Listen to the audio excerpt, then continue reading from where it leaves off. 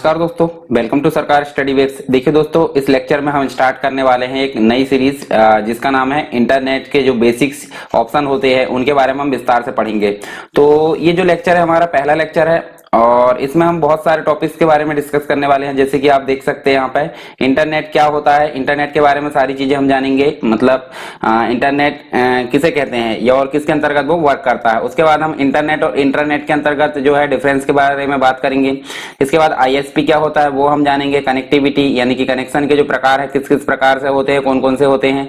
VSAT के बारे में जानेंगे। यूआरएल क्या होता है, पोर्टल मतलब पोर्टल यानी कि वेब पोर्टल के बारे में हम जानेंगे। एप्लीकेशंस, ईमेल, चैटिंग, डब्ल्यूडब्ल्यू क्या होता है, वेब ब्राउजर क्या होता है, एचटीटीपी और नेटवर्क लेयर यानी कि जो ओएसआई मॉडल होता है। ओएसआई मॉडल का मतलब होता है नेटवर्क में सूचना भेजने के लिए एक फॉर्मेट होता है, उसे हम बोलते हैं ओएसआई मॉडल। तो ये हम सारी चीजें के बारे में यहाँ डिस्कस करेंगे और इसमें आपका बहुत सारी चीजें कंप्लीट हो जाएगी। इसके बाद जो एक और लेक्चर आएगा तो उस लेक्चर में आपका कंप्लीट जो बेसिक चीज है यानी कि जो है आपका प्रोटोकॉल वगैरह रह जाएंगे, तो प्रोटोकॉल भी आपके उस लेक्चर में कवर हो जाएंगे। तो चलिए स्टार्ट करते हैं इस लेक्चर को। अच्छा, एक और चीज, अगर आपने पिछले HTML के लेक्चर नहीं देखे हैं वो आपके वेब पेज से रिलेटेड है। HTML हो गया, CSS हो गया और जावास्क्रिप्ट हो गया, ये सारे लेक्चर अपलोड किए जा चुके हैं। आप प्लेलिस्ट में जाकर उनकी जो है उनको देख सकते हैं और उनकी प्रैक्टिस कर सकते हैं। इसके अलावा आपको डिस्क्रिप्शन बॉक्स में भी उनकी लिंक प्राप्त हो जाएगी, तो आप कहीं से भी जाकर उनको देख सकते हैं। तो चलिए स्टार्ट करते हैं इस लेक्चर को। सबसे पहले हम बात कर लेते हैं इंटरनेट की। देखिए इंटरनेट होता क्या है, उसके पहले हम तीन चीजें के बारे में अच्छे से जानेंगे।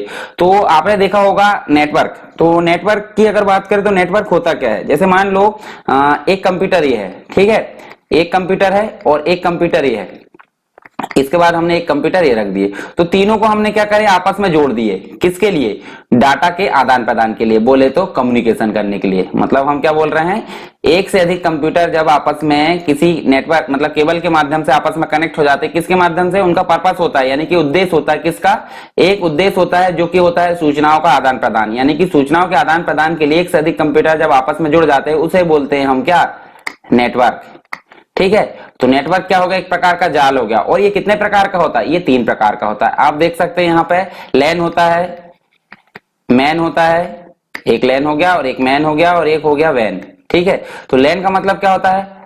Local area network. ठीक है, और मैन का मतलब हो गया मेट्रोपॉलिटन एरिया नेटवर्क। ठीक है, और वैन का मतलब हो गया क्या? Wide area network. तो ये हो गया तीन प्रकार के नेटवर्क। तो लैन में हम अगर बात करें तो लैन जो काम करता है एक बिल्डिंग बेसिस पे काम करता है। बिल्डिंग यानी कि एक कॉलेज की हो गया, एक कंपनी हो गई, कोई भी चीज हो गया, अपनी बिल्डिंग में डेटा के आदान प्रदान करने के लिए सभी कंप्यूटर को आपस में जब कनेक्ट करते हैं उसे हम बोलते हैं लैन। और उसी को अगर अपग्रेड कर दिया जाए यानी कि कंप्लीट एक सिटी की बात कर ले तो एक सिटी में जो नेटवर्क चलेगा मतलब एक इसकी रेंज थोड़ी बड़ी हो जाती है। जैसे इसे हम बोलते हैं मेट्रोपॉलिटन एरिया नेटवर्क यानी कि सिटी लेवल पर जो काम करता है। सिटी का मतलब होता है जैसे कि आप डिस्कनेक्शन अगर बात करें हम तो वो भी क्या हो गया? मैन हो गया। अगर एक कंपनी है जो उसकी ब्रांच सिटी में बहुत सारी जगह है तो उसमें जो नेटवर्क चलेगा उसका नाम भी क्या है? मैन हो गया यानी कि मेट्रोपॉलिटन एरिया नेटवर्क। और उसके बाद अगर बात करें तो कई बहुत सारी लैन और बहुत सारे मैन मिलकर क्या बनाते हैं? एक बड़ा नेटवर्क जो कि अंतरराष्ट्रीय स्तर का नेटवर्क कहलाता है, जिसे हम क्या बोलते हैं? वैन बोलते हैं, वाइड एरिया नेटवर्क। और अंतरराष्ट्रीय स्तर के नेटवर्क में एक और उदाहरण आता है यहाँ पर क्या? इंटरनेट। मतलब ये सबसे अच्छा उदाहरण है किसका? WAN यानी कि वाइड एरिया नेटवर्क का। तो अब आप बोल सकते हैं इंटरनेट एक प्रकार का क्या है? नेटवर्क है जिसकी सहायता से हम विश्व में यानी विश्व बोल सकते हैं पूरे देश के जो भी है मतलब पृथ्वी के दूसरे कोने में बैठे व्यक्ति और हम दोनों आपस में आसानी से बातचीत या सूचनाओं का आदान प्रदान कर सकते हैं। किसके माध्यम से? इंटरनेट। इंटरनेट एक प्रकार का वाइड एरिया नेटवर्क का उदाहरण है। ठीक है, मतलब इसे हम वेब नहीं बोलेंगे, ये एक प्रकार से वो इंटरनेट है और वेब पर उपलब्ध सूचनाओं का उपयोग करने में ये हमको सहायता प्रदान करता है। तो आप समझ सकते हैं कि इंटरनेट क्या है? इंटरनेट एक प्रकार का अंतरराष्ट्रीय स्तर का नेटवर्क है जिसकी सहायता से हम सूचनाओं को एक जगह से दूसरी जगह पर आसानी से भेज सकते हैं। और इसका आप अगर बात करें तो इंटर और नेट दो शब्दों से मिलकर बना, मतलब एक इंटर हो गया, ठीक है, इंटर और प्लस नेट। तो इंटर का मतलब होता है अंतरराष्ट्रीय स्तर और नेट का मतलब होता है जाल। तो अंतरराष्ट्रीय स्तर का जो जाल होता है यानी कि नेटवर्क होता है उसे हम क्या बोलेंगे? इंटरनेट बोलेंगे। तो आप समझ गए होंगे इंटरनेट क्या है। चलिए आगे देखते हैं। अब यहां देख सकते हैं हम, देखिए ये उदाहरण आप देख सकते हैं यहाँ पे ये हो गया हमारा इंटरनेट। तो इंटरनेट कैसे वर्क करता है, देखिए यहाँ देख सकते हैं हमारे कंप्यूटर में हम जब इंटरनेट चलाते हैं तो हमको किस किस चीज की जरूरत पड़ती है। एक तो कंप्यूटर हो गया, हम आगे देखेंगे रिक्वायरमेंट, और कंप्यूटर हमेशा डिजिटल सिग्नल को एक्सेप्ट करता है, तो 0 1 हम बात कर सकते हैं। इसके अलावा मॉडेम की अगर बात करें तो मॉडेम जो होता है फोन लाइन आकर कनेक्ट होती है, और फोन लाइन जो होती है एनालॉग सिग्नल पर वर्क करती है, और एनालॉग सिग्नल किसके समझने योग्य रहता है, हमारे समझने योग्य, और कंप्यूटर के समझने योग्य रहता है 0 और 1। तो ये सारी चीजें हम देख सकते हैं। देखिए कंप्यूटर जो है इंटरनेट को कैसे एक्सेस करता है वो हम आगे देखेंगे। तो इस प्रकार आप नेटवर्क को देख सकते हैं। आईएसपी के बारे में भी हम विस्तार से पढ़ेंगे। देखिए रिक्वायरमेंट की अगर बात करें हम, रिक्वायरमेंट का मतलब क्या होता है कि आप अगर एक इंटरनेट कनेक्शन लेने जाओ तो किस किस चीज की जरूरत पड़ती है उसे हम बोलेंगे रिक्वायरमेंट। आवश्यकता क्या होती है, तो सिंपल सी बात है, जो सर्विस प्रदान करेगा इंटरनेट की उसके पास आप सबसे पहले जाना चाहोगे, तो उसे हम बोलेंगे आईएसपी। आईएसपी का फुल फॉर्म क्या होता है, इंटरनेट सर्विस प्रोवाइडर, ठीक है, मतलब इंटरनेट सेवा प्रदाता कंपनी है, उसे हम क्या बोलेंगे आईएसपी। तो आईएसपी अगर बात करें हम तो बीएसएनएल हो सकता है, एयरटेल हो सकता है, आज की डेट में आप बात करें तो जियो हो सकता है, ये सभी क्या है, ये आईएसपी है। इनके पास हम जाएंगे किसके लिए, इंटरनेट कनेक्शन के लिए। इंटरनेट कनेक्शन के मतलब आईएसपी के बाद जाएंगे तो क्या लेंगे हम, कनेक्शन। आप कनेक्शन कैसे लेंगे, आपको पता होगा कि प्लान कौन कौन सा चल रहा है, तो प्लान हमने सेलेक्ट कर लिए। उसके बाद कनेक्शन लाइन, या तो आप वायरलेस ले सकते हैं या फिर वायर वाले ले सकते हैं। वायर में आपको 3 प्रकार की चीजें मिलेगी, ट्विस्टेड वायर केबल मिलेगा, कोएक्सियल केबल मिलेगा, और आज की डेट में चल रहा है, बहुत ट्रेंडिंग में है, फाइबर ऑप्टिक केबल, यानी कि प्रकाश तरंगों के माध्यम से वो क्या करता है, सूचनाओं को एक जगह से दूसरी जगह आसानी से, या सिग्नल्स को एक जगह से दूसरी जगह आसानी से ट्रांसफर कर देता है। तो हम बात करें यहाँ पे आईएसपी के बाद क्या हुआ, आईएसपी के पास हम गए तो आईएसपी से हमको कनेक्शन मिला, कनेक्शन के बाद कनेक्शन लाइन हमने क्या करे यहाँ पे ले लिए, और उसके बाद हमको जरूरत पड़ेगी मॉडेम की।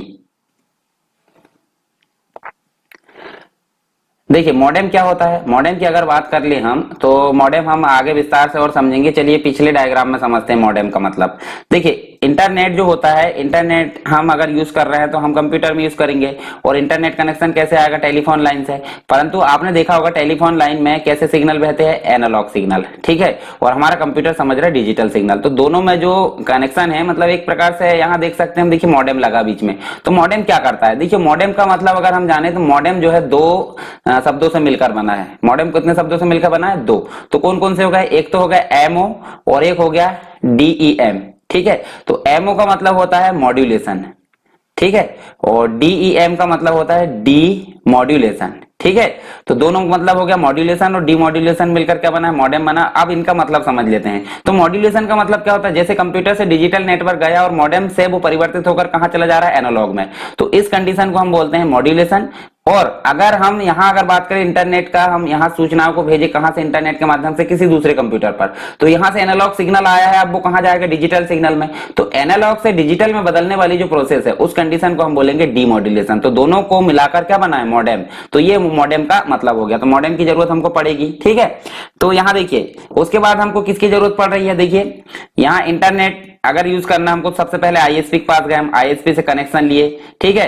कनेक्शन के बाद कनेक्शन लाइन बिछ गई, फिर हमने मॉडेम का यूज किए। मॉडेम के बाद हमको पीसी की जरूरत पड़ी। पीसी की जरूरत क्यों पड़ेगी, आपको पर्सनल कंप्यूटर में ही तो आप नेट चलाओगे, तो आपको पर्सनल कंप्यूटर की जरूरत पड़ेगी। अब पर्सनल कंप्यूटर के बाद आपके पास में सॉफ्टवेयर की जरूरत पड़ेगी। सॉफ्टवेयर कौन सा होना चाहिए, पीसी हमारा कंप्लीट हो गया, सॉफ्टवेयर होना चाहिए ब्राउजर। तो ब्राउजर कौन सा होता है, ब्राउजर हो सकता है आपका क्या, गूगल क्रोम हो सकता है, ठीक है, गूगल क्रोम हो सकता है जो कि अभी चल रहा है। उसके बाद मोजिला फायरफॉक्स हो सकता है, इंटरनेट एक्सप्लोरर हो सकता है, या फिर सफारी हो सकता है। बहुत सारे ऐसे ब्राउजर है जो उपलब्ध होते हैं हमारे पास में, मतलब उपयोग के लिए फ्री में, तो उनको हम बोलेंगे ब्राउजर। और ये जो होते हैं किसी भी, मतलब एक तरीके से हम बोलें तो इंटरनेट पर उपलब्ध सूचनाओं को या फिर वेबसाइट को डाउनलोड करने के लिए क्या करते हैं, इनका उपयोग किया जाता है, या सूचनाओं को दिखाने के लिए ब्राउजर का उपयोग किया जाता है। अब बात कर लेते हैं सर्च इंजन की। तो सर्च इंजन होते क्या है, सर्च इंजन का मतलब होता है ब्राउजर को अगर हम ओपन करते हैं तो वहां पर एक सॉफ्टवेयर मतलब एक प्लेटफॉर्म होता है। एक प्लेटफॉर्म अगर बात करें हम, तो प्लेटफॉर्म के माध्यम से हम क्या करते हैं, कोई सूचनाओं को सर्च करते हैं, या हमारे सामने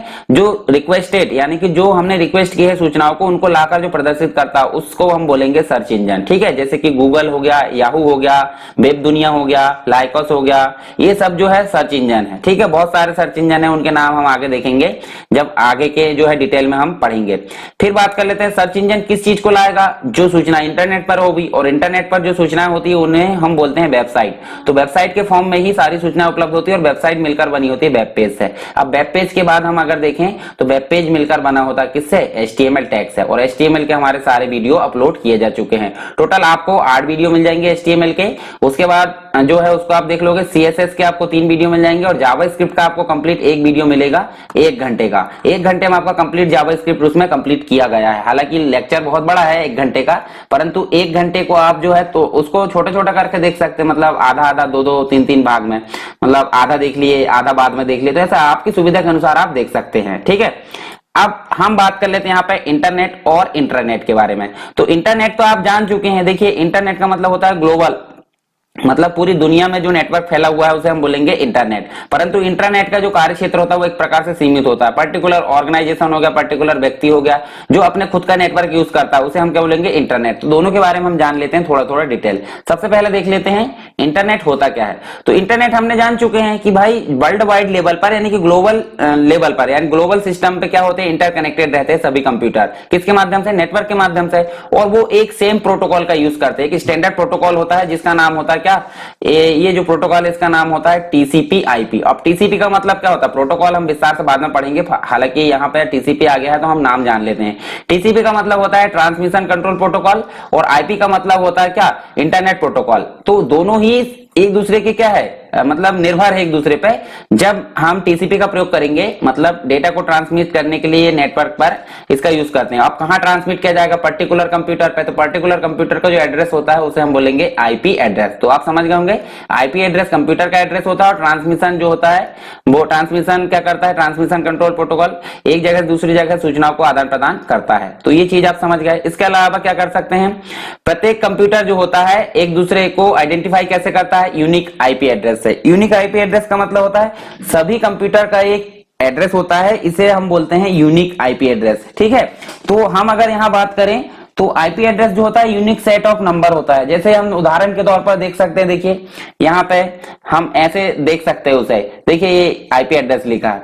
क्या होता है, जब हम मोबाइल नंबर सेव करते हैं मोबाइल मतलब मोबाइल में, तो हम नाम से सेव करते हैं। जैसे हमने राम, मोहन, श्याम जो भी हम नाम दे दिए, परंतु बैकग्राउंड में क्या चलता है, मोबाइल नंबर चलता है। उसी प्रकार वेबसाइट में अगर हम देख रहे हैं www.sarkarstudywebs.com, तो हम यहाँ देखिए फील्ड कैसी टाइप कर रहे हैं, टेक्स्ट फॉर्मेट में। हालांकि बैकग्राउंड में क्या जनरेट होता है, IP एड्रेस। ठीक है, तो ऐसे ही कंप्यूटर में भी क्या होता है, IP एड्रेस ही होता है।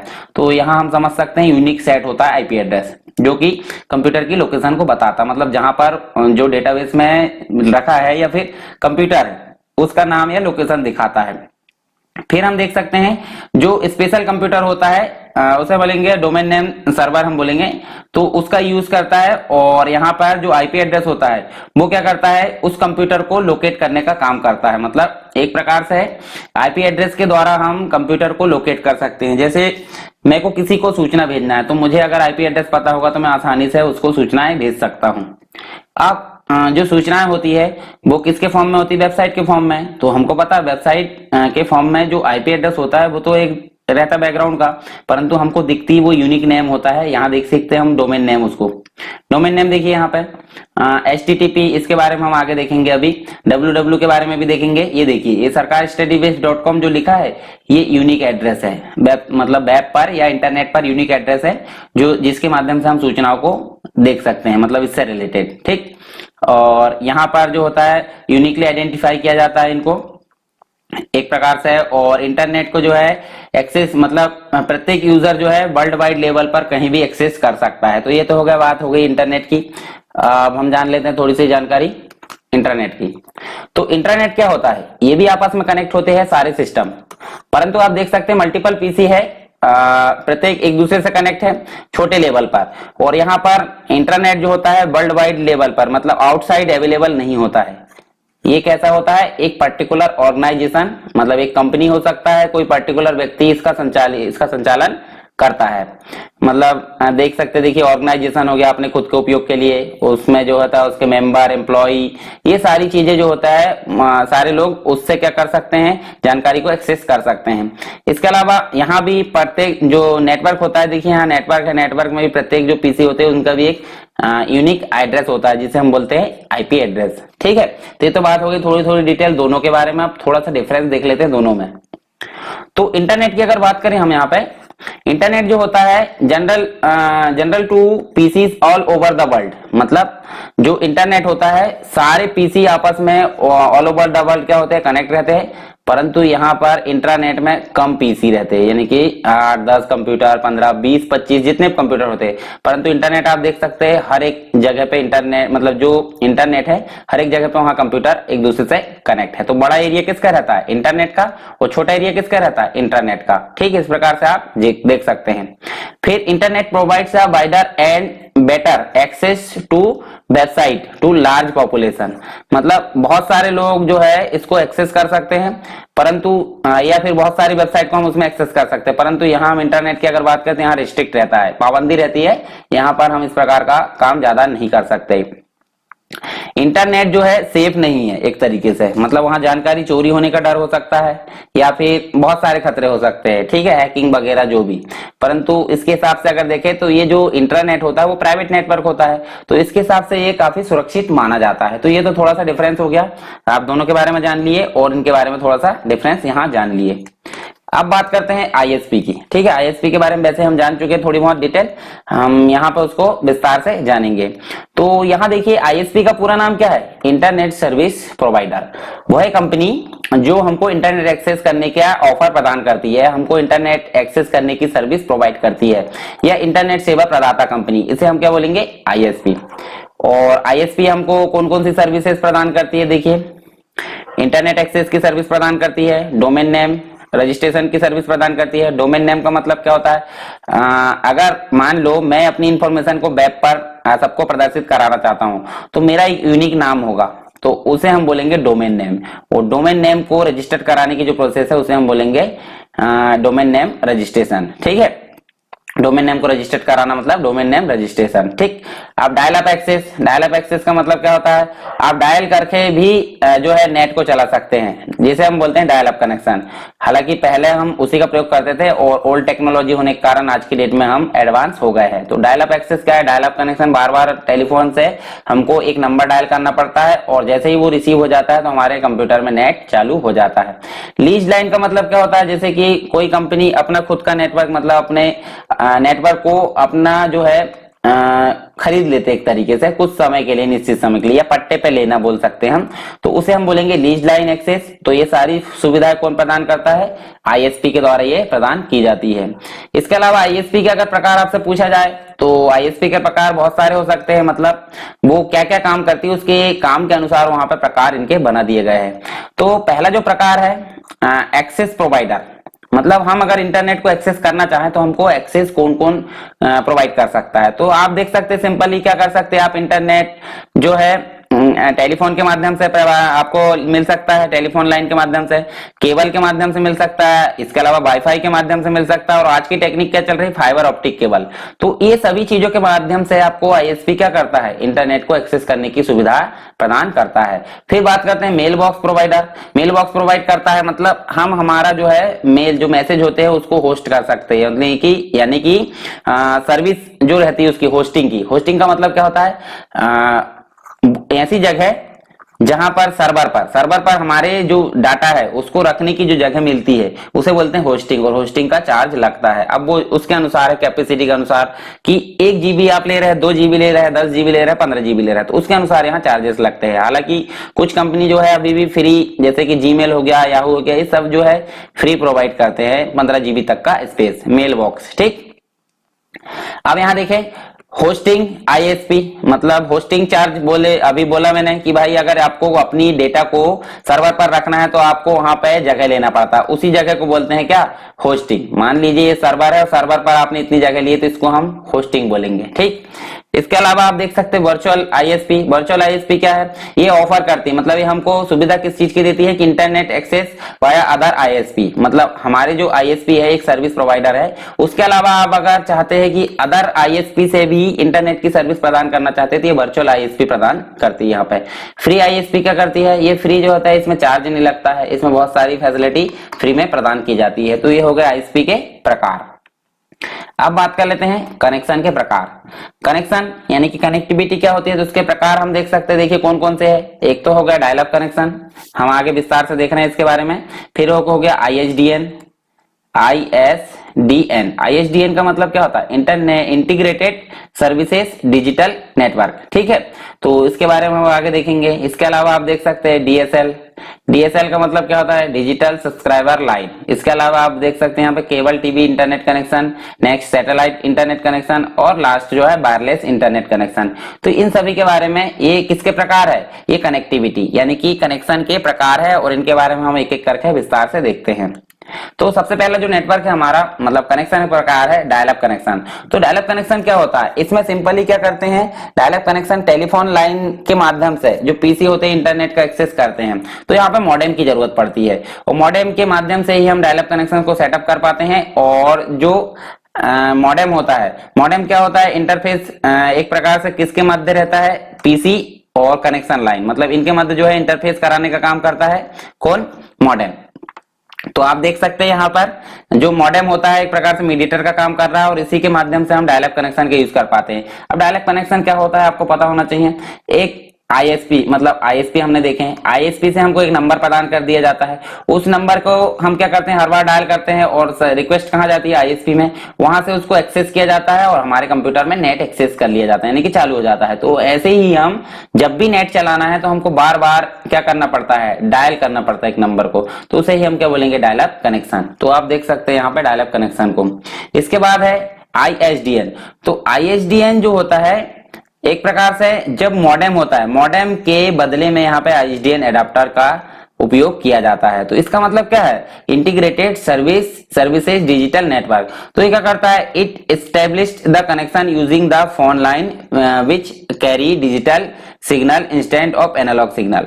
तो यहाँ सिंपली क्या बात की जा रही है कि यहाँ पे अगर आपको एनालॉग सिग्नल मिलता था, पीछे जाकर देखो, जो हमारा मतलब पीछे हम देखें तो यहाँ पे आपको एनालॉग सिग्नल मिल रहा है यहाँ पे टेलीफोन लाइन में, परंतु यहाँ आप अगर जाकर देख रहे हैं तो यहाँ आपको मिल रहा है डिजिटल सिग्नल। जो लोकल टेलीफोन लाइन है वहां पे आपको इसके माध्यम से, मतलब ये एडाप्टर के माध्यम से डिजिटल जो सिग्नल है वो मिल रहा है। तो इसके माध्यम से क्या कर सकते हैं अपन, हाई क्वालिटी की वीडियो, हाई क्वालिटी की इमेजेस, जो भी डिजिटल चीजें है, सूचनाएं, ये आसानी से एक जगह से दूसरी जगह भेज सकते हैं आईएसडीएन के माध्यम से, ठीक है, इंटीग्रेटेड सर्विसेज डिजिटल नेटवर्क। फिर आगे देखें तो डीएसएल, ये भी एक प्रकार का ब्रॉडबैंड कनेक्शन है, यानी कि इसको हम शॉर्ट में क्या बोलते हैं, डीएसएल, परंतु इसका पूरा नाम है डिजिटल सब्सक्राइबर लाइन, ठीक। तो ये जो है एक प्रकार का ब्रॉडबैंड कनेक्शन है जो क्या करता है, नॉन मतलब ऑर्डिनरी टेलीफोन लाइन के माध्यम से कनेक्ट रहता है। तो टेलीफोन लाइन हम देख सकते हैं, देखिए ये देख सकते हैं हम, यहाँ पे डीएसएल का मॉडेम लगा है और यहाँ पे इंटरनेट एक्सेस हो रहा है, किसके माध्यम से, ब्रॉडबैंड कनेक्शन टाइप का है एक डिजिटल सब्सक्राइबर लाइन। अब आगे देखें केबल टीवी इंटरनेट कनेक्शन। तो केबल टीवी इंटरनेट कनेक्शन क्या होता है, आपने देखा होगा जब आप सेटअप बॉक्स के माध्यम से टीवी कनेक्ट करते हैं तो आपके पास में एक वायर रहता है। तो वायर कैसा रहता है, बहुत एक प्रकार से मोटा रहता है, उसके अंदर आपको एक सिल्वर कलर का तार मिलेगा, उसके बाद आपको फिर प्लास्टिक का गोल मतलब राउंड जो है लीड वो मिलेगी, उसके अंदर आप एक कॉपर यानी कि तांबे का तार मिलेगा। तो इस प्रकार से वो वायर बना रहता है बहुत मोटा। तो उसी केबल के माध्यम से हम क्या करते हैं, टेबल जो मतलब जो केबल है, केबल के माध्यम से टीवी चला सकते हैं, इंटरनेट कनेक्शन या जो भी है हम इसको एक्सेस कर सकते हैं, किसके माध्यम से, कोएक्सियल केबल, इसे ही हम क्या बोलते हैं, केबल टीवी इंटरनेट कनेक्शन। और यहाँ आप देख सकते हैं इंटरनेट हर जगह है, आईएसपी भी रह गई, आईएसपी क्या करेगा, इसको सर्विस प्रदान करने का काम करेगा। फिर देख सकते हैं सैटेलाइट इंटरनेट कनेक्शन। सैटेलाइट का मतलब क्या होता है, उपग्रह है। तो उपग्रह जो होते हैं संचार के लिए बहुत सारे उपग्रह बनाए जाते हैं, तो उन्हीं के माध्यम से क्या करते हैं हम, संचार प्रणाली को मतलब यहाँ पे और अधिक डेवलप करते हैं, और उसी के माध्यम से यहाँ पे एक जगह दूसरी जगह सूचनाओं को आदान प्रदान किया जा सकता है। कैसे, ये छतरी टाइप का दिखता है आपको, ये देखिए, ये ये नेटवर्क को एक्सेस करने का काम करता है। ये जो होता है सीधे सैटेलाइट से कनेक्ट रहता है और यहाँ से सूचनाएं क्या होती है, यहाँ जाती है और यहाँ से आकर इधर चली जाती है और वहां से नीचे आकर क्या करती है, कंप्यूटर में यहाँ पे चली जाती है। जैसे मान लीजिए यहाँ वेब सर्वर रखा हुआ है और हमको यहाँ से कोई चीज एक्सेस करना है, तो हमने डिश होती है, डिश के माध्यम से यहाँ रिक्वेस्ट भेजे, रिक्वेस्ट इधर से यहाँ गई और यहाँ से सूचना आकर फिर वापस आकर क्लाइंट के पास में चली गई। तो हाई स्पीड कनेक्शन होता है एक प्रकार से, क्योंकि आपको पता होगा देखिए बिना बाधा के, ना तो वहां पर सैटेलाइट होता है तो वहां तो ऐसी दिक्कत नहीं है कि नेटवर्क नहीं मिलता होगा। तो सैटेलाइट जो होता है यहाँ पे इंटरनेट कनेक्शन प्रोवाइड करने का काम करता है हाई स्पीड का।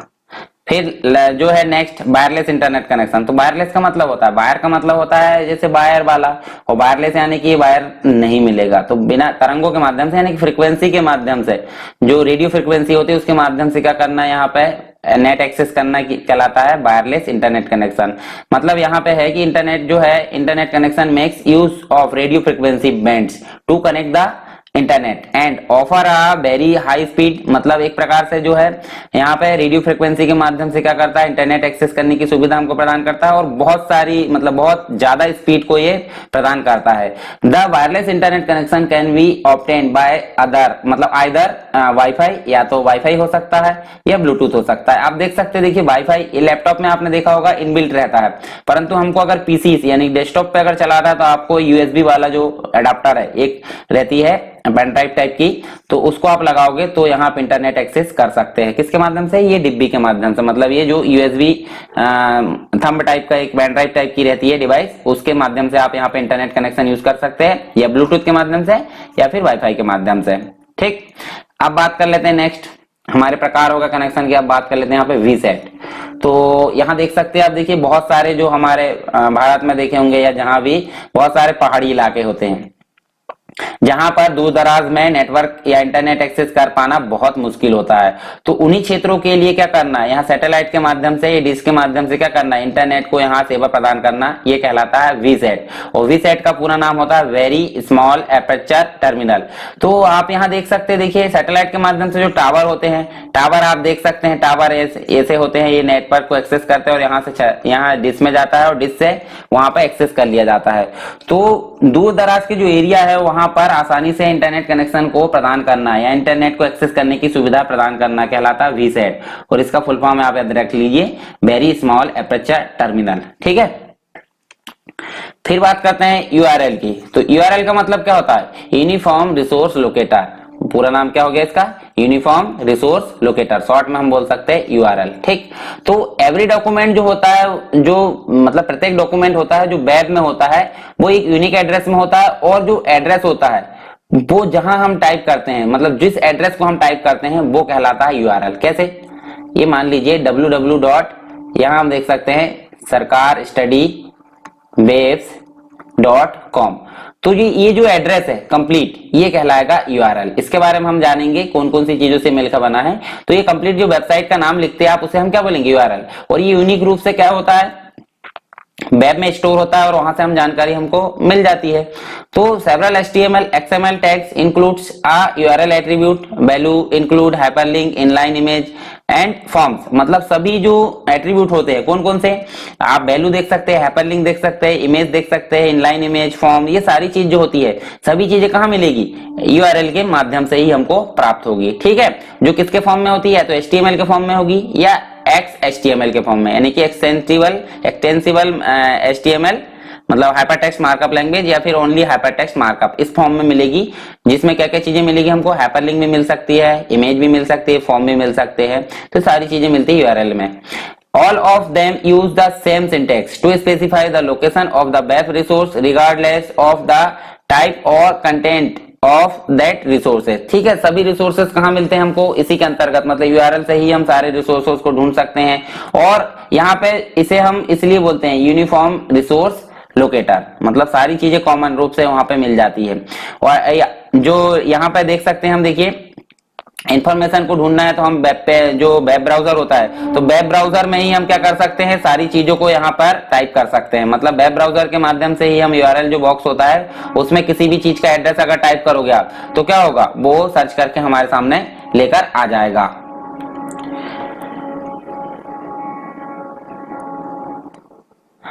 इसके अलावा यहाँ हम देख सकते हैं, देखिए यूआरएल का जो पूरा नाम लिखा है, तो हम इसे बोलेंगे एक प्रकार से क्या, ये है प्रोटोकॉल। प्रोटोकॉल क्या होता है? प्रोटोकॉल एक रूल्स होता है, मतलब इंटरनेट पर अगर सूचना हमको भेजना, प्राप्त करना है, कोई भी एक्टिविटी करना है, तो हर चीज के लिए एक रूल्स होता है, उस रूल्स को ही हम बोलेंगे प्रोटोकॉल। तो एचटीटीपी का पूरा नाम क्या होता है? Hyper text markup hyper text transfer protocol, sorry HTML नहीं है, ये एचटीटीपी है। तो एचटीटीपी का पूरा नाम क्या होता है? Hyper text transfer protocol. पूरा नाम याद रख लीजिए। डबल हमने लगाया क्या, डॉट, और स्लैश लगाए, और उसके बाद ये www लिखे। तो www क्या है? ये एक सब डोमेन है, एक प्रकार से हम बोल सकते हैं वर्ल्ड वाइड वेब। इसके बारे में हम देखेंगे आगे। तो एक प्रकार से ये डेटाबेस होता है, जितनी भी सूचनाएं होती है इंटरनेट पर, मतलब वेब में, वो सारी चीजें यहीं पर होती है। तो एक अंतरराष्ट्रीय स्तर का डेटाबेस हम इसे बोल सकते हैं, जहां पर सारी सूचनाएं होती है। तो आप बिना www के कोई भी वेबसाइट यहाँ पर आपको नहीं दिखती है। और ये जो दिख रहा है आपको ये वाले कलर में, यहां से लेकर यहां तक, ये कहलाता है डोमेन नेम। ठीक है। तो डोमेन नेम जो होता है, ये यूनिक एड्रेस होता है वेब पर, जिसके माध्यम से हम सूचनाओं को सर्च कर सकते हैं, मतलब किसी व्यक्ति की। तो ये हो गया हमारा डोमेन नेम, और ये यूनिक होता है। यूनिक यानी कि इसके जैसा कोई दूसरे को नहीं मिलेगा। ठीक है। और ये होता है कंट्री डोमेन। कंट्री डोमेन का मतलब क्या होता है? सॉरी, कंट्री डोमेन नहीं, एक्सटेंशन होता है। एक्सटेंशन का मतलब क्या होता है? एक्सटेंशन का मतलब होता है कि वो किस टाइप का है। जैसे सरकार studybex.com ये कमर्शियल है, या फिर हम बोल सकते हैं .edu, या फिर बोल सकते हैं .co.in, या फिर बोल सकते हैं .gov गवर्नमेंट साइट की। तो ये सारी चीजें क्या है? ये एक्सटेंशन है। उसके अलावा एक और लगा रहता है लास्ट में, इन, या फिर हम बोल सकते हैं .pk, या फिर बोल सकते हैं हम .uk, या फिर बोल सकते हैं .ca। तो ये सब जो है कंट्री डोमेन है। .in हो गया इंडिया का, pk हो गया पाकिस्तान का, uk हो गया यूनाइटेड किंगडम, ca हो गया कहाँ का, कनाडा का। तो ये लास्ट में लगा रहता है। तो ये कंप्लीट मिलाकर हमारा बनता है यूआरएल। ठीक है, जो कंप्लीट वेबसाइट का एड्रेस होता है। इसके बाद भी अगर स्लैश लगा दिया जाए तो वेब पेज के एड्रेस आ जाते हैं। नेक्स्ट बात करते हैं वेब पोर्टल क्या होता है। तो वेब पोर्टल की अगर बात करें तो वेब पोर्टल हम देख सकते हैं सेम एज वेबसाइट के तरीके से इनको डिजाइन किया जाता है, परंतु हम अगर बात करें तो एक ही जगह पर सारी सुविधाएं मिल जाती है। कैसे? मान लो एक वेबसाइट है, वेबसाइट में सारी जो अदर वेबसाइट है, कीमती वेबसाइट, उनके लिंक जुड़े हुए हैं। तो वहां अगर हम इस वेबसाइट को अगर खोल लेते हैं सेंटर पॉइंट पर, तो हम उस वेबसाइट से सारी जो वेबसाइट है अदर वाली, उस पर जा सकते हैं। तो ऐसी वेबसाइट को हम बोलेंगे वेब पोर्टल। तो देखिए यहाँ पर जो एमपी ऑनलाइन है, मध्य प्रदेश सरकार का जो ऑनलाइन पोर्टल है, वो उसमें हम अगर देखें तो सारे जो विश्वविद्यालय उसके नाम, मतलब एक प्रकार से उनकी लिंक होती है।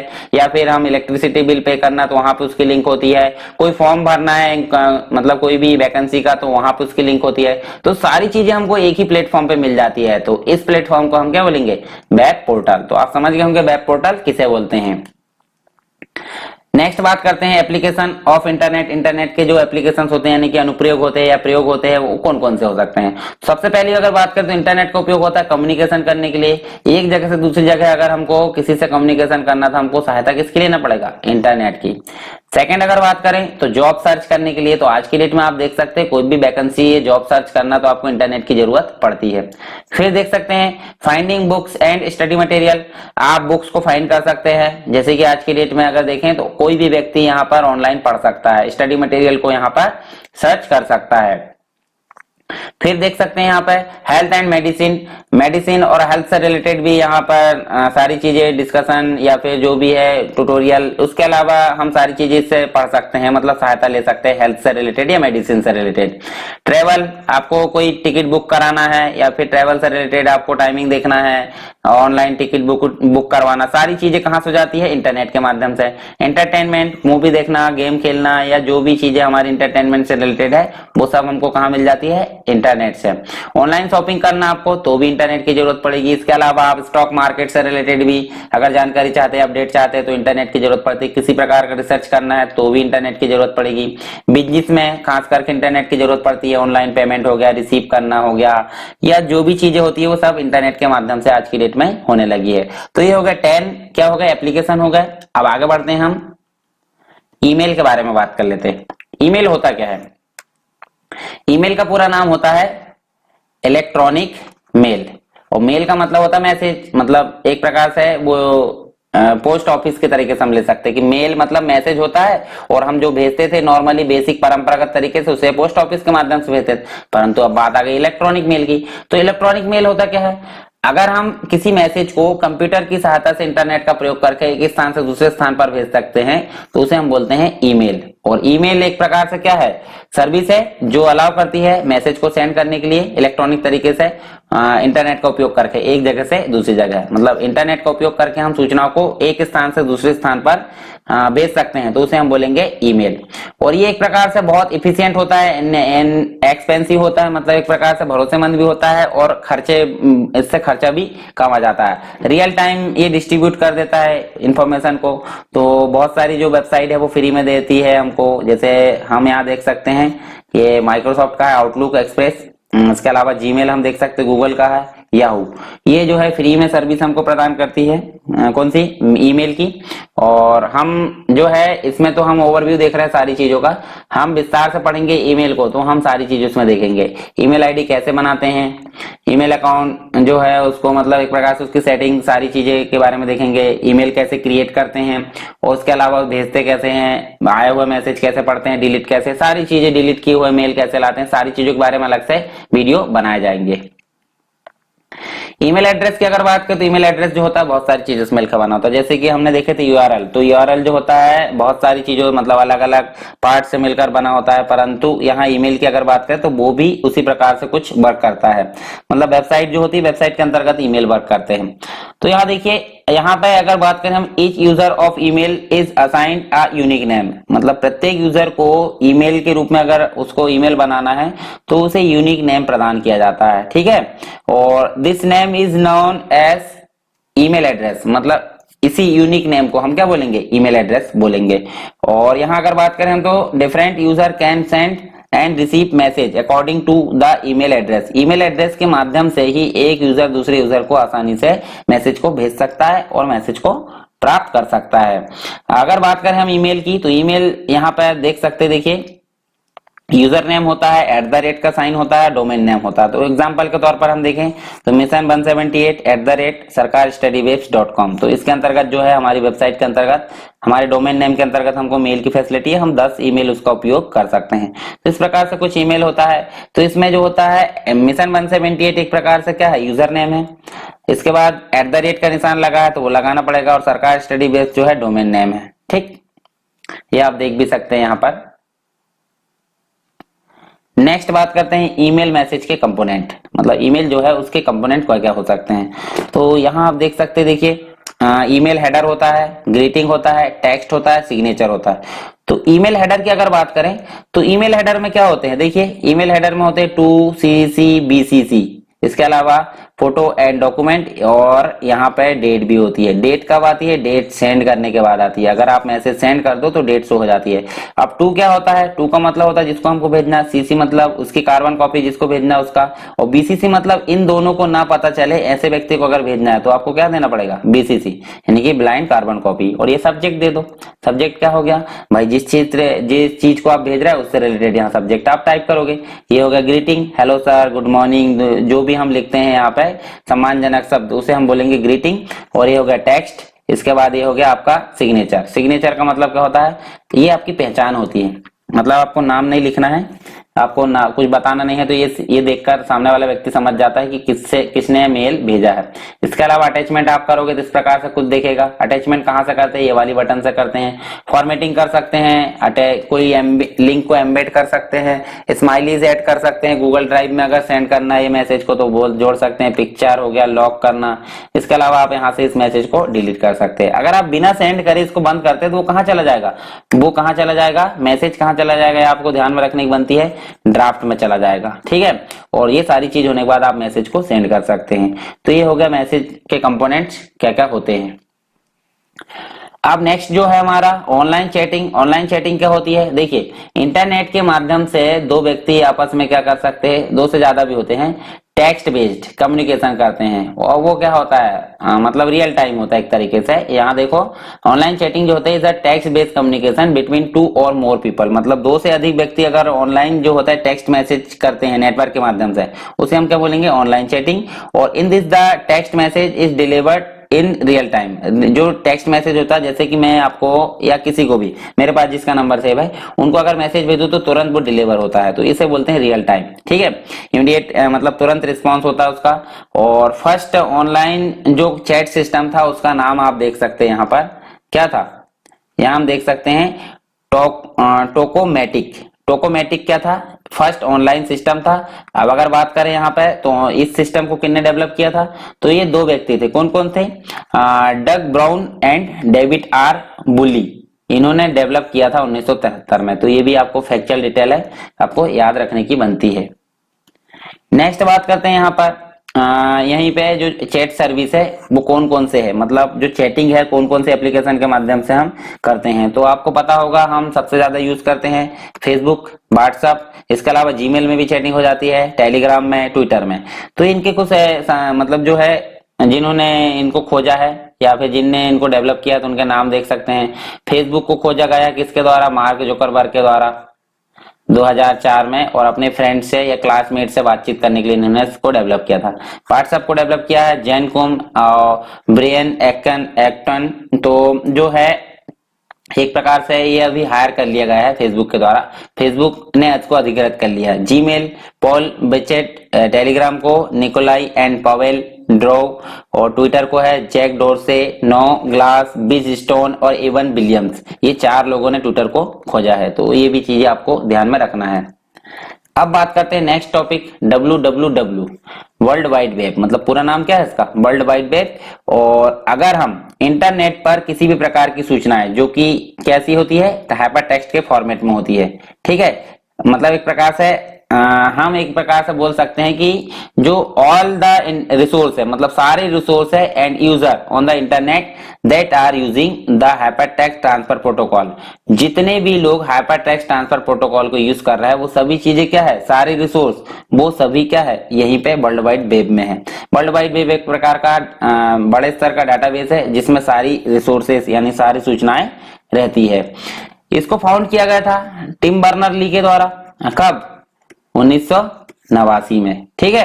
और ये जो एक ऑर्गेनाइजेशन है जिसकी मान्यता इसको प्राप्त है, कौन सी, वर्ल्ड वाइड वेब कंसोर्टियम, यानी कि W3, 3 बार W है, और C यानी कि W3 कंसोर्टियम। तो ये जो है इसके द्वारा इसको मान्यता प्राप्त की गई और 1989 में इन्होंने इसको डेवलप किया था। The world wide web is the universe of network access information, ठीक है। मतलब एक प्रकार से WWW को हम बोल सकते हैं ब्रह्मांड, किसका, सूचनाओं को एक्सेस करने वाला, मतलब जहां सूचनाएं रखी है उसका ब्रह्मांड इसे बोला जा सकता है। The world wide web is the way of exchanging information between computer on the internet. मतलब एक से अधिक कंप्यूटर, जैसे ये मान लीजिए कंप्यूटर है और यहाँ पे भी एक कंप्यूटर है, यहाँ से कंप्यूटर में हम एक जगह दूसरी जगह सूचना को भेजना है तो एक एक्सचेंज करने के लिए एक क्या है, मीडिएटर का काम करता है, कौन, WWW।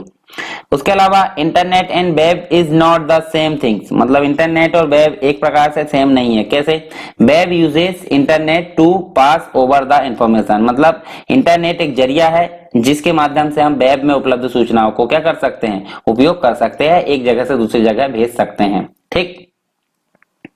इसके अलावा नेक्स्ट टॉपिक है हमारा वेब ब्राउजर। तो वेब ब्राउजर क्या होता है, वेब ब्राउजर का मतलब होता है ऐसे एप्लीकेशन जिसके माध्यम से हम इंटरनेट में या फिर वेब में उपलब्ध सूचनाओं को डाउनलोड कर सकते हैं, या फिर वेबसाइट को डाउनलोड करने का काम जो एप्लीकेशन करता है उसे हम बोलेंगे वेब ब्राउजर, ठीक है। तो वेब ब्राउजर एक प्रकार का एप्लीकेशन सॉफ्टवेयर है जो अलाउ करता है और अलाउ करता है कि जो इन्फॉर्मेशन होती है उसको व्यू कर सकें, एक्सप्लोर कर सकते हैं उस इन्फॉर्मेशन को, कहां पर, वेब में।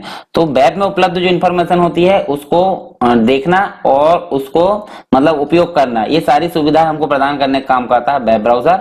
और user can request for any web page, अगर यूजर किसी रिक्वेस्ट को मतलब जो है रिक्वेस्ट करता है कोई भी वेब पेज की, तो वो एंटर करता है कहां पे, URL में, अपना जो एड्रेस होता है, मतलब एड्रेस बार में एंटर करेगा या फिर URL में एंटर करेगा।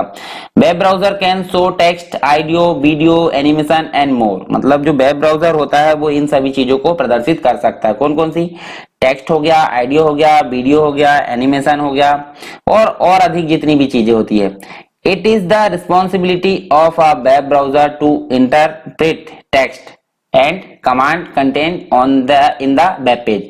मतलब इसकी जो रिस्पॉन्सिबिलिटी यानी कि दायित्व होता है कि जो वेब ब्राउजर होता है वो सभी टेक्स्ट को इंटरप्रेट कर सके, जो कमांड होती है उनको। Earlier the web browser were text based while, मतलब जो सबसे पुराने जो वेब ब्राउजर थे वो टेक्स्ट बेस्ड थे, कैसे हम टाइप करके उसमें रिक्वेस्ट डालते थे। फिर आ गया ग्राफिकल बेस्ड, हम क्लिक करके डाल सकते हैं। फिर आ गया वॉइस बेस्ड, मतलब आज की डेट में हम किसी भी चीज को सर्च कर सकते हैं बोलकर। हम वॉइस आइकॉन को क्लिक करते हैं और वहां से क्या होता है वो एक प्रकार से सर्च कर लेता है, तो इसे हम क्या बोल देंगे अभी अपग्रेडेड। और चित्र में आप देख सकते हैं, देखिए ब्राउजर, ब्राउजर के माध्यम से रिक्वेस्ट गई इंटरनेट की सहायता से, कहां गई सर्वर पर, सर्वर ने उसको ढूंढा और रिस्पॉन्स आया इसके पास, मतलब जहां से भेजा गया था। तो इस प्रकार आप उसको समझ सकते हैं। ब्राउजर कौन कौन से हो सकते हैं आप नाम याद रख सकते हैं। देखिए इंटरनेट एक्सप्लोरर है, जो कंपनी है उसकी कौन सी है, माइक्रोसॉफ्ट है। गूगल क्रोम, इसकी बेस कंपनी है गूगल।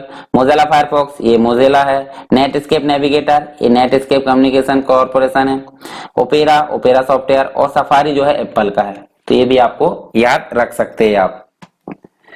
अब बात करते हैं HTTP की। तो HTTP का पूरा नाम क्या होता है, एक प्रकार का प्रोटोकॉल है।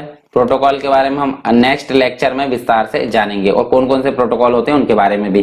तो यहाँ आप देख सकते हैं द हाइपरटेक्स्ट ट्रांसफर प्रोटोकॉल, मतलब एक प्रकार से इसका पूरा नाम क्या है, hypertext transfer protocol is an application level protocol for distribute collaborate hypermedia information system. मतलब एक प्रकार से इंटरनेट पर क्या करना, एक जगह से दूसरी जगह सूचनाओं को क्या करना, ट्रांसफर करने के लिए उपयोग किया जाता है इसको। मतलब सूचनाओं को डिस्ट्रीब्यूट भी किया जाता है, सामंजस्य बिठा कर रखता है, जो हाइपर मीडिया होती है उसको, सारी चीजों को एक जगह से दूसरी जगह ले जाने के लिए एक प्रकार से एप्लीकेशन है, जो मतलब एक प्रकार से एप्लीकेशन लेवल प्रोटोकॉल है। एप्लीकेशन लेवल मतलब जो ब्राउजर होता है, ब्राउजर के बेस का ये प्रोटोकॉल है, इसकी सहायता से हम सूचनाओं को एक जगह से दूसरी जगह आसानी से ट्रांसफर कर सकते हैं, इसीलिए इसका नाम क्या है, हाइपरटेक्स्ट ट्रांसफर प्रोटोकॉल। सिंपली आप समझ सकते हैं हाइपरटेक्स्ट मतलब क्या होता है, एक लिंकिंग टेक्स्ट, और लिंकिंग टेक्स्ट को एक जगह दूसरी जगह ट्रांसफर करने का काम करता है। हमने HTML के उसमें पढ़े थे सारी चीजें ये विस्तार से। फिर बोल सकते हैं हम this is the foundation for data communication for the world wide web, मतलब एक प्रकार से बेस है और इसको डेवलप किया गया था 1990 में। मतलब 1990 से एक प्रकार का फाउंडेशन का काम कर रहा है कम्युनिकेशन के लिए, कहां पर, इंटरनेट पर, वर्ल्ड वाइड वेब में। बेसिकली HTTP जो होता है is a TCP/IP based communication protocol है। मतलब TCP/IP हमने देखे हैं, ट्रांसमिशन कंट्रोल प्रोटोकॉल, और IP का मतलब होता है इंटरनेट प्रोटोकॉल। उसके बेस मतलब उस पर बेस्ड एक प्रकार का क्या है, कम्युनिकेशन प्रोटोकॉल है, जो क्या करता है, यूज टू डिलीवर डेटा, मतलब जो डेटा है उसको डिलीवर किया गया है उसको यूज करता है, जैसे कि HTML फाइल हो गई, इमेज फाइल हो गई, क्वेरी हो गई, कोई रिजल्ट हो गया on the world wide web. मतलब जो डेटा होता है ये TCP/IP के माध्यम से जो बेस प्रोटोकॉल है, एक प्रकार से कम्युनिकेशन प्रोटोकॉल है, जो डिलीवर किया हुआ डेटा को क्या करता है, यूज करता है वेब का, ठीक है, HTML फाइल, इमेज और क्वेरी को।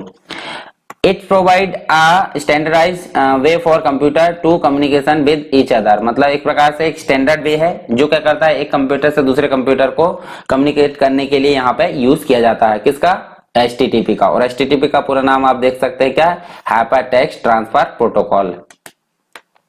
इसका आर्किटेक्चर आप देख सकते हैं, देखिए यहाँ पे HTTP प्रोटोकॉल है और यहाँ पे कोई क्लाइंट है जिनने सर्च किया है किसके माध्यम से, HTTP प्रोटोकॉल के माध्यम से। वेब सर्वर के पास रिक्वेस्ट गई और उसने उसको डेटाबेस में खोजा और वापस लाकर फिर से यहाँ प्रदान कर दिया। तो ये है एक प्रकार का HTTP आर्किटेक्चर। अब बात कर लेते हैं OSI मॉडल की। तो OSI मॉडल क्या होता है, OSI का मतलब होता है ओपन सिस्टम इंटरकनेक्शन, और मॉडल मतलब आप समझ सकते हैं एक क्या है, एक डेमो, एक प्रकार से मॉडल मतलब एक आर्किटेक्चर बोल सकते हैं हम। तो द इंटरनेशनल स्टैंडर्ड ऑर्गेनाइजेशन जो एक प्रकार से मान्यता प्रदान करती है, उसके द्वारा पहले से डिफाइन एक मॉडल है जो क्या करता है, कम्युनिकेशन सिस्टम एक प्रकार से कम्युनिकेशन सिस्टम है, मतलब जिसको इंटरनेशनल स्टैंडर्ड ऑर्गेनाइजेशन के द्वारा क्या है, पहले से डिफाइन है ये मॉडल, जिसे हम क्या बोलते हैं, OSI मॉडल। सिंपली हम समझ सकते हैं कि जो OSI मॉडल है वो क्या करता है, इंटरनेट पर सूचनाएं भेजने और लाने ले जाने के लिए एक प्रकार से स्टैंडर्ड मतलब पहले से डिफाइन मॉडल है, जिसे हम बोलते हैं OSI मॉडल, और पूरा नाम है उसका क्या, ओपन सिस्टम इंटरकनेक्शन।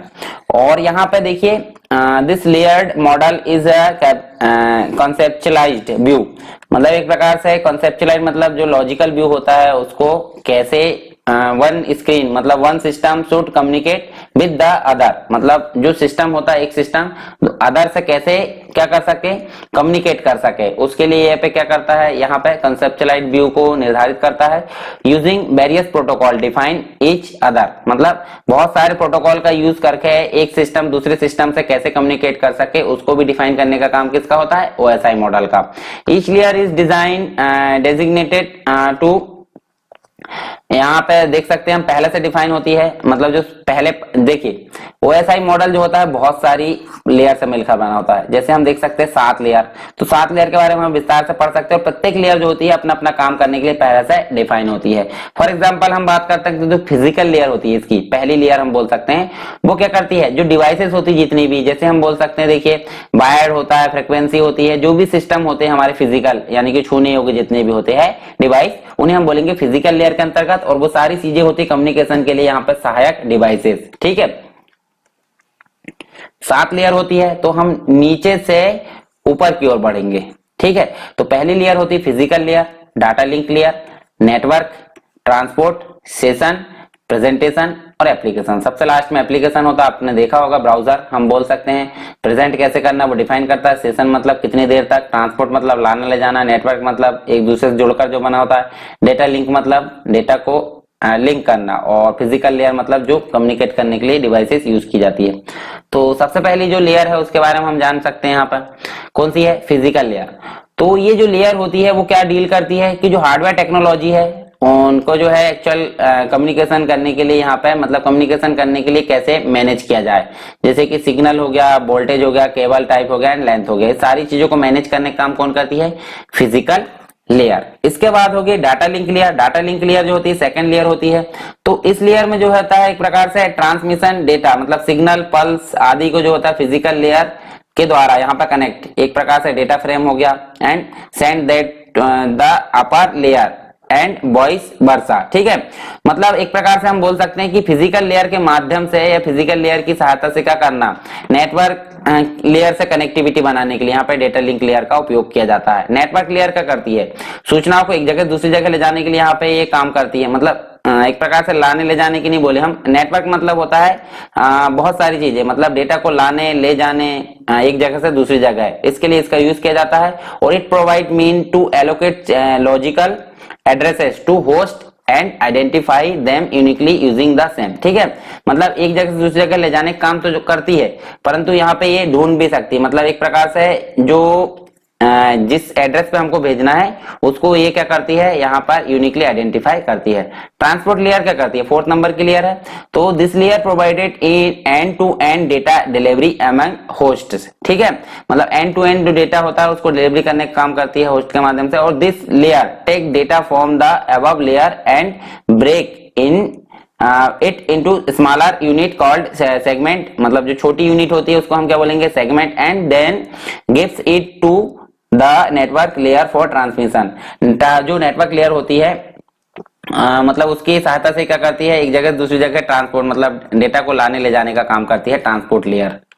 उसके बाद है सेशन लेयर। सेशन लेयर हम सिंपली समझ सकते हैं क्या कि जो हम अगर बात करें भेजने के लिए, हमने जैसे मान लो कोई चीजें हमने लॉगिन किए, फेसबुक लॉगिन किए है, या फिर हम बोल सकते हैं कोई फेसबुक तो लॉगआउट होती नहीं है, कोई दूसरी वेबसाइट ले लेते हैं, जैसे एमपी ऑनलाइन में हमारा अकाउंट है। ठीक है, एमपी ऑनलाइन को हमने लॉगिन किया तो मात्र 15 मिनट या 20 मिनट तक वो सेशन एक्सपायर नहीं होगा। सेशन एक्सपायर का मतलब होता है लॉगिन रहेगा, उसके बाद वो लॉग आउट हो जाएगा ऑटोमेटिक, या सेशन फेल्ड बोल देगा, मतलब एक निश्चित स्थिति तक क्या करता है, सेशन को रोक कर रख सकता है कि भाई इतनी देर तक मैं लॉगिन रहूंगा, उसके बाद वो आउट हो जाता है, यानी कि फिर से हमको लॉगिन करना पड़ता है। तो इसी को मेंटेन करने का काम होता है सेशन लेयर का, और ये होती है 5वीं लेयर। प्रेजेंटेशन लेयर होती है कि किस प्रकार से डेटा को यहाँ पर प्रदर्शित कराना है, उसको मेंटेन करने का काम होता है किसका, प्रेजेंटेशन लेयर का। इसके अलावा होती है एप्लीकेशन लेयर, सबसे लास्ट की लेयर होती है। एप्लीकेशन होती है जैसे कि हम बोल सकते हैं सबसे लास्ट में, मतलब एप्लीकेशन जिसके माध्यम से हम डेटा को दिखाने का काम कर सकते हैं उसे हम बोलेंगे एप्लीकेशन लेयर। तो ये 7वीं लेयर होती है। तो ओएसआई मॉडल आप समझ सकते हैं 7 लेयर का कलेक्शन है जिसे हम ओएसआई मॉडल बोलते हैं। और ओएसआई मॉडल एक प्रकार का प्री डिफाइंड एक स्ट्रक्चर या मॉडल है जिसके माध्यम से सूचनाओं को आदान प्रदान हम आसानी से कर सकते हैं। तो ये तो बात कर ली हमने किसकी, बहुत सारे टॉपिक पे हमने डिस्कशन किए, हालांकि लेक्चर बहुत बड़ा हो गया है, फिर भी कोई नहीं, आपको पढ़ना है तो आप 2-3 पार्ट में पढ़ सकते हैं, नहीं तो एक बार में भी पढ़ सकते हैं, जैसी आपकी इच्छा है। ठीक है, मेरे द्वारा 1 घंटे से, मतलब जैसे लगभग 1 घंटे का लेक्चर हो गया, तो 1 घंटे से मैं अगर मैं बोल सकता हूं तो आप, सिंपल सी बात है, आप पढ़ सकते हैं। और अगर नहीं पढ़ सकते तो आप 2-3 पार्ट में पढ़ सकते हैं, परंतु पढ़ लिया करो। ठीक है, तो अगर आपको लेक्चर पसंद आया तो आप लाइक कर सकते हैं, और इसके बाद जो हमारा जो नेक्स्ट लेक्चर है वो भी आएगा, उसमें भी कुछ बेसिक चीजें हैं वो भी आपके सामने प्रस्तुत की जाएगी।